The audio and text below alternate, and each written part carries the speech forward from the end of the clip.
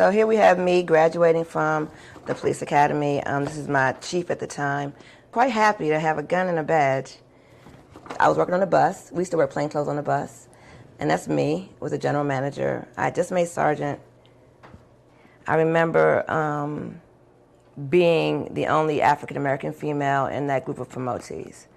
I remember the levels of competitiveness and the gratification that I was able to compete at that level and excel.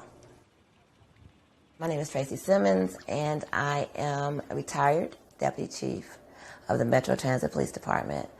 I served there for over 25 years in various capacities. I came up through the ranks, and I retired at the rank of deputy chief, and I was the first African American woman to reach that rank at my police agency.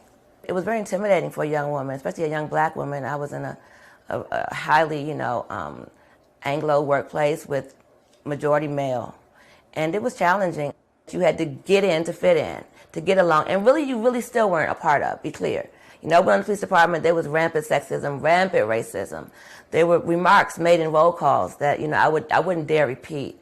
And as I was there, because I was there, I got to be a voice for things that needed to change and be different. Police. There'll be a certain segment of racism because we come from those same communities. Police officers come from those same communities, and they bring along with them their belief systems, their worldviews, and their cultural experiences.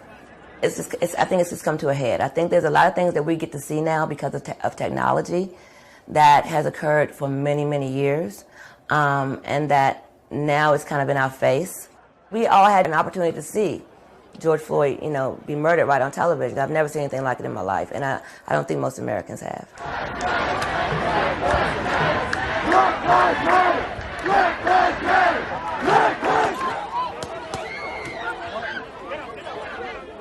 I think that our country is in a breakdown, and I think that around police brutality and law enforcement, I would tell the protesters that I support them wholeheartedly.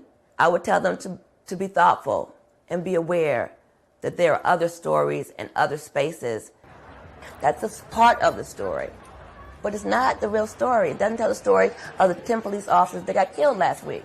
It doesn't tell that story. Or the guys down the street that got shot by other assailants, who the police locked up and now they're in jail. So there are a lot of stories here to be told. And so I'm hopeful. I do think that there are definite ways that we can begin to change the culture, and we get to just, retire out those that want to hold on to the old ways. It's not like it's changing, and those that aren't ready to change need to move on. They need to go. Not only that, but he can mend your brokenness.